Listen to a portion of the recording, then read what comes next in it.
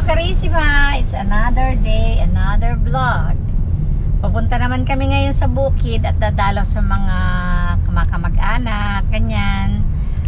At sisilipin na rin namin yung bahay. Hindi pala sisilipin, dadaanan lang namin yung bahay namin sa bukid. Kasi hindi rin naman kami makakapasok dahil nakalock yun, wala kaming dalang susi. Kaya dadaanan lang namin talaga yung bahay namin. Pakita ko na lang sa inyo yung during ng pagpunta natin dun sa bahay nung pinsan ko, kasi dun nakatira yung tiyahin namin na kapatid ng aking mother.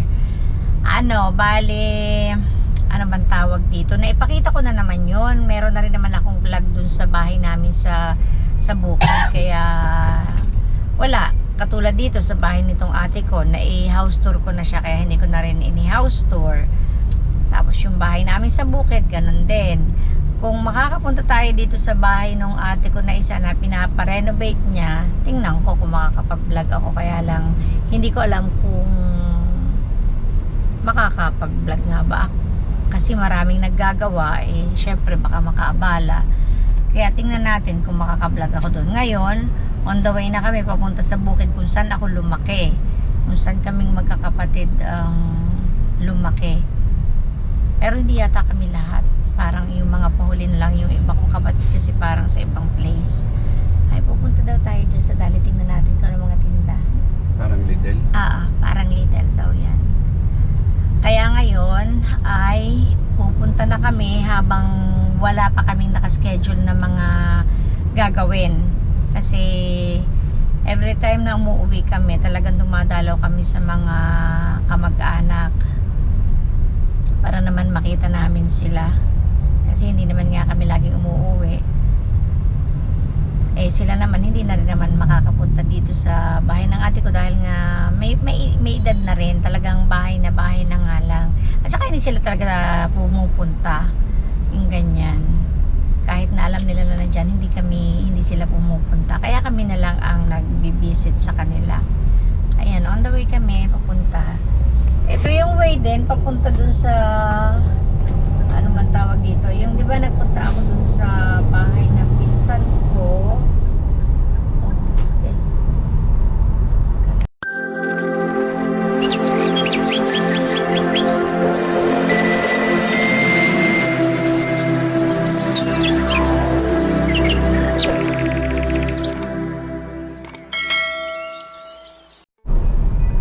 Dito rin yung way nung pumunta ako doon sa hardware nung pinsan ko. Dito din yung way namin papunta doon sa amin. Kakanan lang kami doon sa kanto sa may elementary school. Kaya ibang ibang dadaanan natin. Tapos baka makakausap ko rin yung taga-bantay yung katiwala, yung nag-aasikaso nung lupa namin sa bukid, ganyan. Tatanong ko kasi wala daw ngayong prutas kung last time uulan nga yata. Wala ng provision. Oh my god, paano yung pag-isilong ng damit?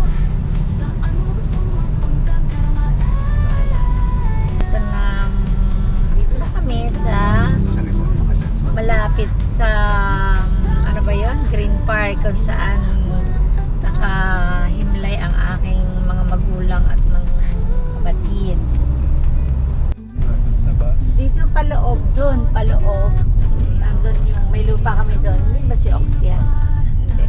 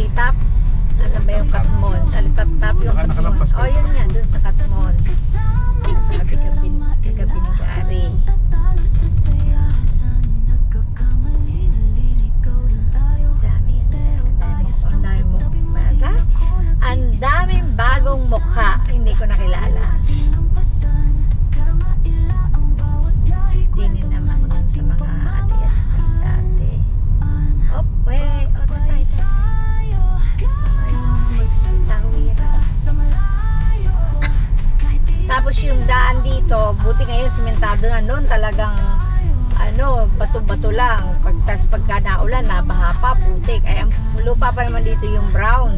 Wala ko si Banoy. Si Banoy, wala na. Wala na. Tagal na nang wala. Last year, nauna yata sa Belgium. Wala na. Yung kasagsagan ng mga kainit-initan. Stabio, dadaan ka pa. Oo, kaso Dadaan mo na. hindi ko, pwede rin. Hindi ko lang alam kung naandyan siya. Kung wala, hindi, titigil lang kami dito sa nag-aasikaso ng lupa namin. Wala daw kasi ngayong bunga ang prutas eh. Oh no! Eh, Lumbay, ang badlang people.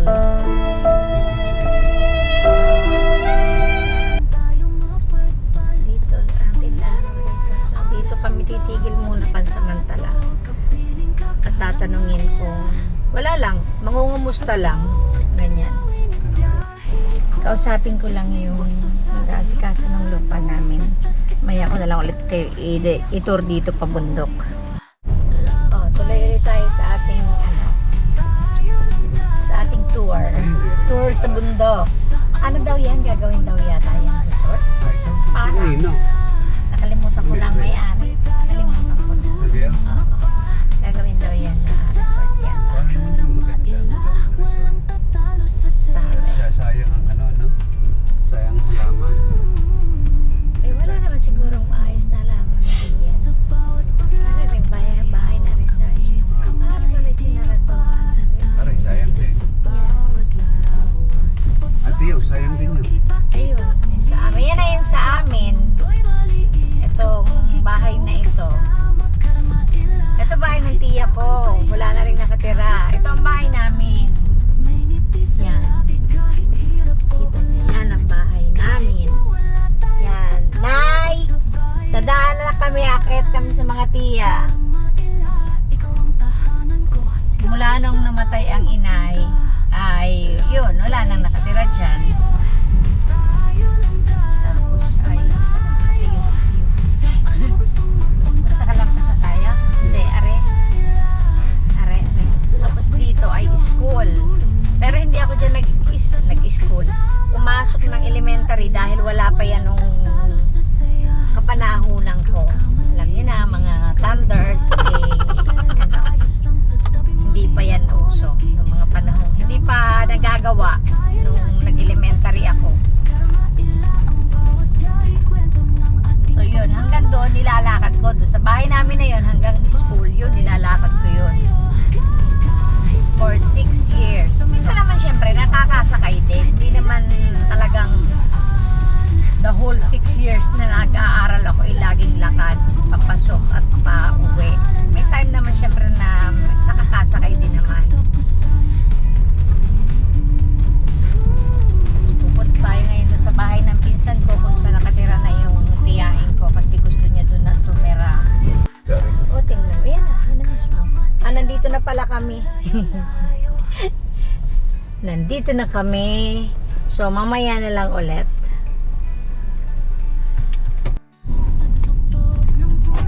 Pupunta na kami sa... Naku, nag-seatbelt na naman ang ingay na naman itong sasakyan. Nagre-reklamo na naman at hindi ako nagsa-seatbelt.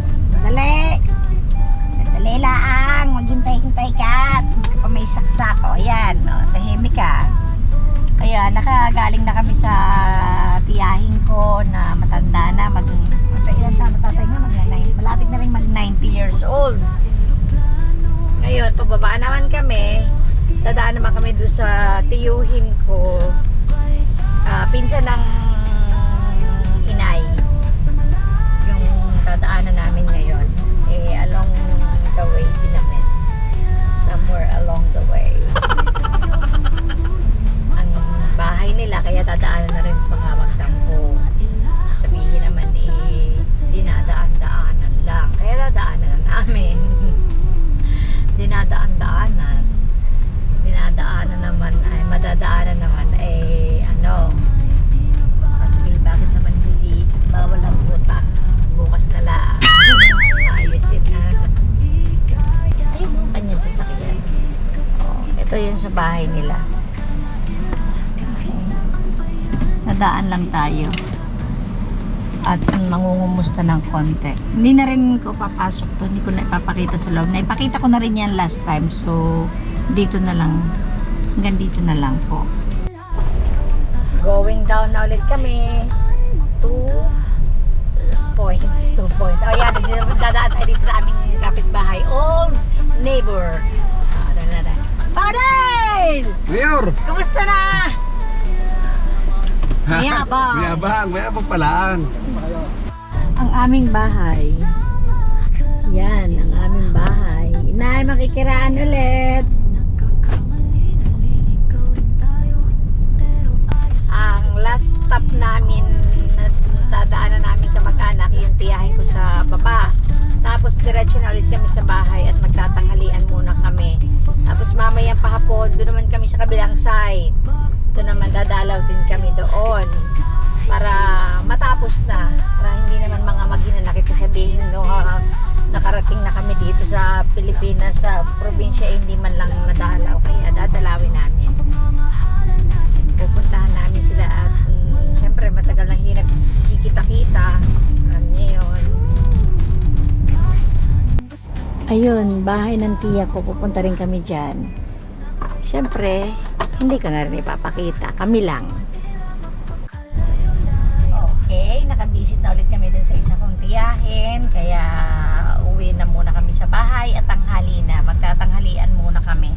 Tapos mamayang hapon, pag wala talaga kaming gagawin, doon naman sa isa naming kamag-anak, doon naman sa kabilang side, at least nadalaw namin yung mga tiyahin namin. Masarap nga sana mag-stay, makipagkwentuhan, kaya lang syempre yung oras ang kulang, yung ganyan. At kapitbahay namin dun sa bundok, nakakwentuhan din namin mga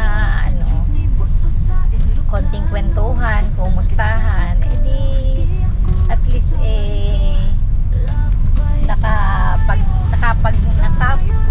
nakapagkumustahan kami, dahil hindi naman na nga kami talaga tumitigil dito sa bukid.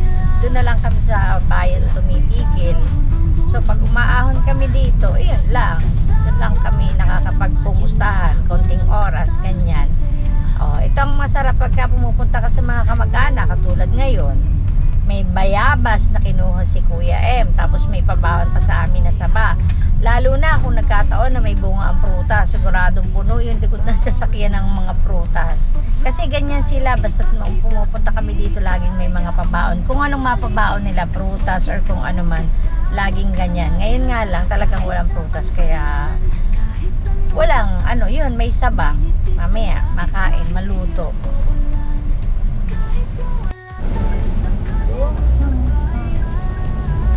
Sana may ice cream.